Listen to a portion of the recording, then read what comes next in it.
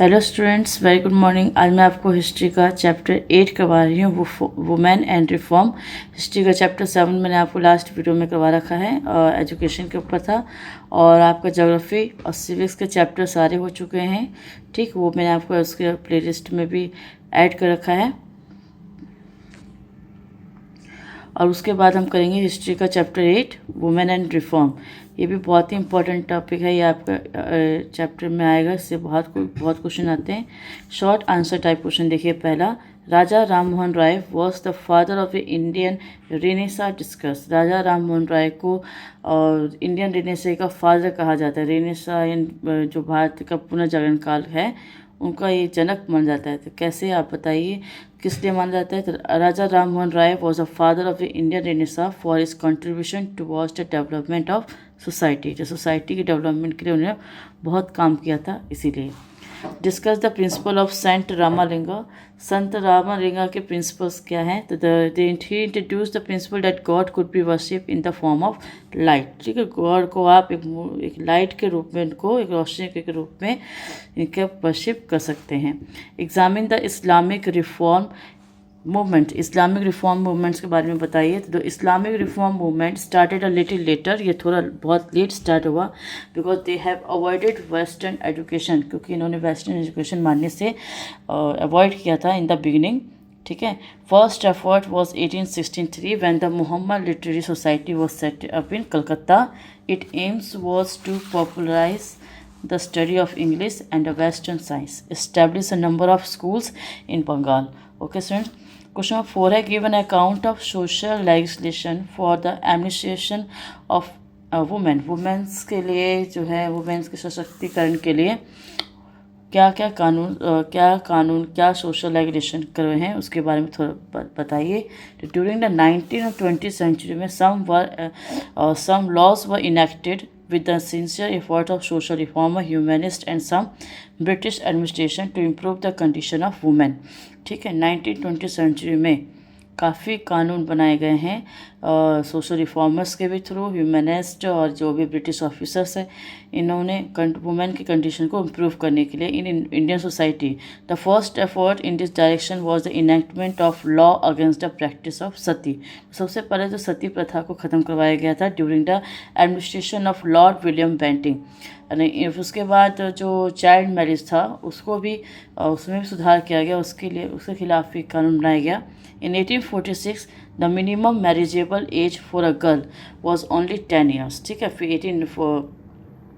1891 में through the enactment of the age of consent act this was raise to 12 years। फिर उसके बाद में बच्चे की जो एज है मैरिज की, वो 12 साल रख दी गई। In 1930 through the Sharda act minimum wage was raise to 14।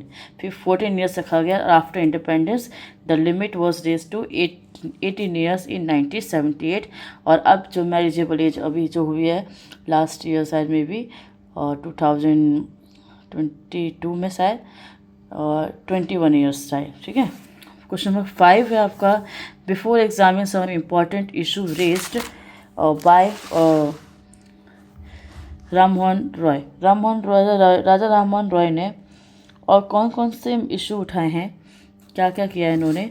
तो Raja Ram Mohan Roy is mostly remember for the helping lord William Bentinck to declare the practice of sati punishable offence in 1829. He also protested against child marriage and female infanticide. He favored the remarriage of widows, female education, and women's rights to poverty. He felt that the caste system was the greatest hurdle to Indian unity. He believed in the equality of mankind. He did not believe in the supremacy of the Brahmin priest. He favored intercaste marriage. He himself adopted a Muslim boy. ठीक, इन्होंने इतना सारा काम किया है society के लिए। When was the Arya Samaj divided? Who were the leaders of different fractions? तो आर्य समाज कब डिवाइड हुआ था? तो 1893 में। Arya Samaj was founded bye Swami Dayanand Saraswati and splits into the Congress. और ये जो बंटवारा हुआ था college party and the Gurukul party इन 1893 में। तो जो कॉलेज पार्टी को सपोर्ट कर रहे थे, उन लीडर्स थे Lala Lajpat Rai and Lala Hansraj, who were in favor of teaching English literature and Western science. And the Gurukul party was led by the leaders like Guru Datta, Lala Munshi Ram, and Lala Rala Ram. They worked to impart Vedic education in the Gurukuls. तो ये जो आपको short question answer. Now long answer question देखते हैं. Question number first, examine the importance of social religious reform movement of 19th century. ठीक, so 19th century में क्या क्या सोशल रिफॉर्मर्स हुए हैं, कैसे किए हैं, उसके बारे में है. उसकी क्या इंपॉर्टेंस है. तो सबसे बड़ा इंपॉर्टेंस ये है तो इससे कि वो लोग जो है इंडियन हिस्ट्री में अवेकनेस, ठीक है, या फिर अवेयरनेस जगी लोगों में. In the history of modern India the social religious reform occupy a significant place.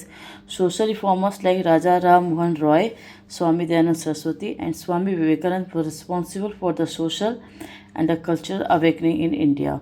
The separate of liberal ideas of the West provided further stimulus of the emergence of reform movements. This movement introduced in part change in the social reformers' life of the people of India. ठीक है, तो इससे लोगों के life में changes आया, उसके लोगों के कल्चर में चेंज लाए, जो भी इविल प्रैक्टिस थी उसको लोगों के बारे में बताया गया.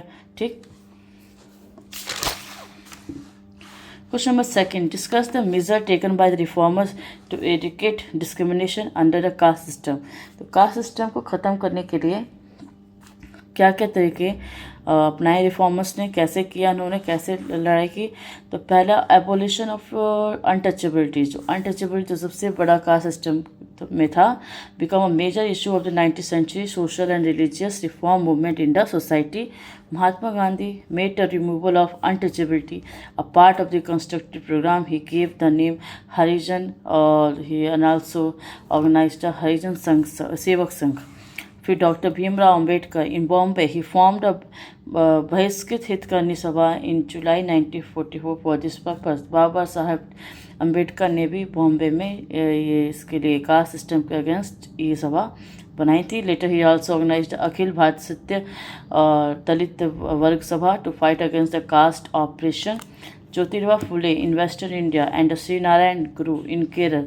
ठीक है, इन्होंने भी अपने अपने रिस्पेक्टिवली जो है ज्योतिबा फुले राव ने सत्य शोधक समाज की स्थापना और श्री नारायण ने श्री नारायण धर्म परिपालना योगम टू इंक्लूड. ठीक है, ये बनाया गया फॉर सेल्फ स्टीम, आत्मसम्मान के लिए, अमंग द डाउन ट्रोडन, जो पिछड़े हुए हैं.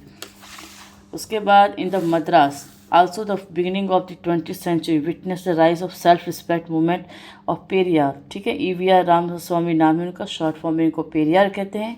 In order to eradicate evil practice को ख़त्म करने के लिए जो कास्ट सिस्टम में था, कई सारे इंडिविजुअल लेवल पे, कई सारे इंस्टीट्यूशनल एफर्ट जो है किए गए हैं.